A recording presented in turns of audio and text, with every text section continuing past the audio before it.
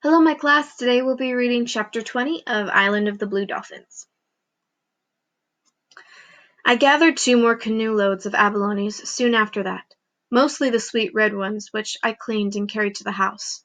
Along the south part of the fence where the sun shone most of the day, I built long shelves out of branches and put the meat up to dry.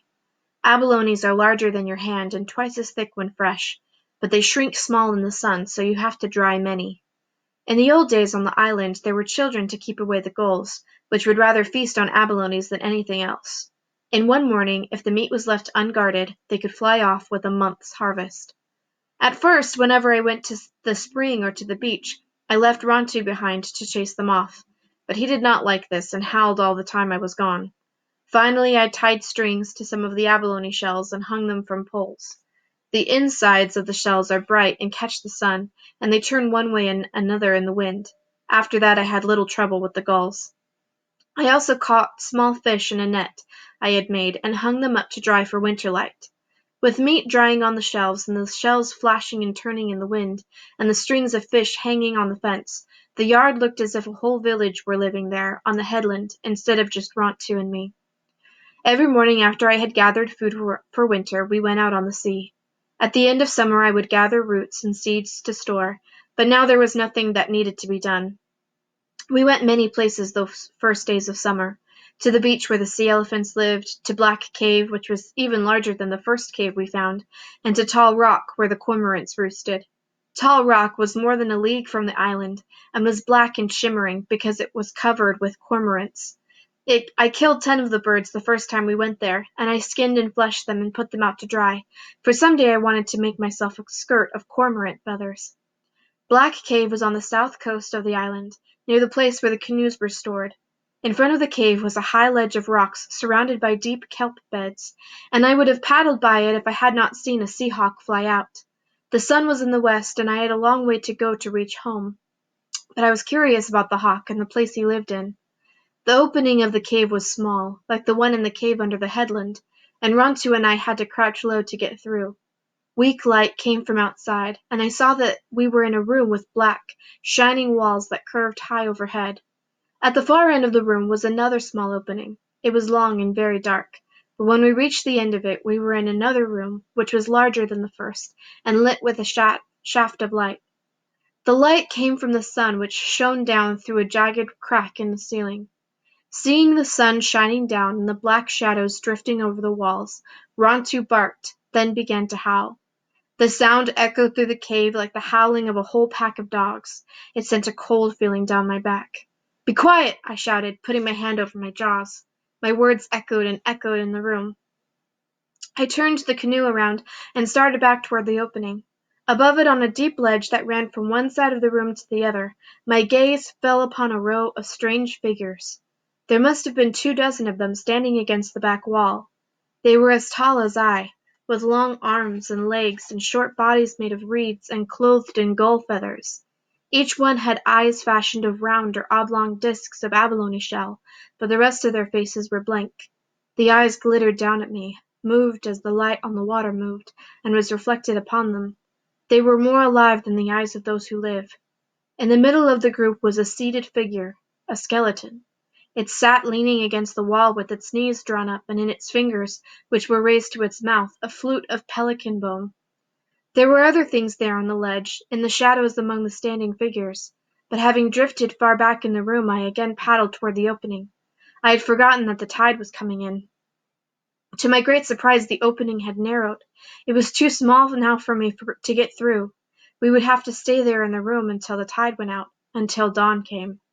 I paddled to the far end of the cave. I did not look back at the glittering eyes of the figures on the ledge. I crouched in the bottom of the canoe and watched the shaft of light grow weak. The opening out to the sea grew smaller and finally disappeared. Night came, and a star showed through the crevice overhead. This star passed out of sight, and another took its place. The tide lifted the canoe higher in the room, and as the water lapped against the walls it sounded like the soft music of a flute. It played many tunes through the long night, and I slept little, watching the stars change. I knew that the skeleton who sat on the ledge playing his flute was one of my ancestors, and the others with the glittering eyes, though only images, were 2, but still I was sleepless and afraid. With the first light, another high tide almost setting, we left the cave. I did not look up at those standing quietly on the ledge or at the flute player playing for them, but paddled fast out into the morning sea, nor did I look back. "I suppose this cave once had a name," I said to Rontu, who was as glad to be free as I was, "but I have never heard of it or heard it spoken about. We will call it Black Cave, and never in all our days go there again." When we came back from our voyage to Tall Rock, I hid the canoe in the cave below the headland. It was hard work, but each time I would lift the canoe from the water and onto the ledge, even though I planned to go out the next morning. 2 summers had come and gone, and the Aleut hunters had not returned. Yet during these days I always looked for them. At dawn, as Rontu and I went down to the cliff, I would watch the ocean for their sails. The summer air was clear, and I could see many leagues. Wherever we went in the canoe I would never be gone longer than half a day. On the way home I always paddled close to shore and looked for them. It was the last time that we went to Tall Rock that the Aleuts came. I had hidden the canoe and climbed the cliff with the 10 cormorant skins slung over my back. At the top of the cliff I stood for a while gazing at the sea. There were some small clouds on the water. One of them, the smallest, did not look like the others as I watched, and as I watched I saw that it was a ship. The sun made bright scales on the water, but I could see clearly. There were 2 sails, and it was a ship coming toward the island. For a long time I could not tell the color of the sails. I wondered if it would be the white men, though now I thought about them little, and seldom looked for them. I left the cormorants hanging on the fence, and went to the rock on the headland. I could see no better from the rock because the sun was low and the whole ocean was covered with light. Then as I stood there I remembered that the white men's ship would come from the east. This one had come from a different direction, from the north. I was still not sure that it belonged to the Aleuts, but I decided to pack the things that I would take to the cave in the ravine. There was much to take: my 2 birds, the skirt I had made, the stone utensils, my beads and earrings, the cormorant feathers, and all of my baskets and weapons. The abalones were not yet dry, so I would have to leave them. When I had packed everything and put it beside the hole under the fence, I went back to the headland. I lay on the rock so I would not be seen and peered over its rim toward the north. For a moment I did not find the ship, and then I saw that it had traveled faster than I thought it would. It was already rounding the kelp bed close to the rocks of Coral Cove. The last of the sun shone on the ship, on the bow, which was made like the beak of a bird, and on the 2 red sails. I knew that the Aleuts would not come on shore in the dark, and that I had until morning to carry my things to the cave, but I did not wait.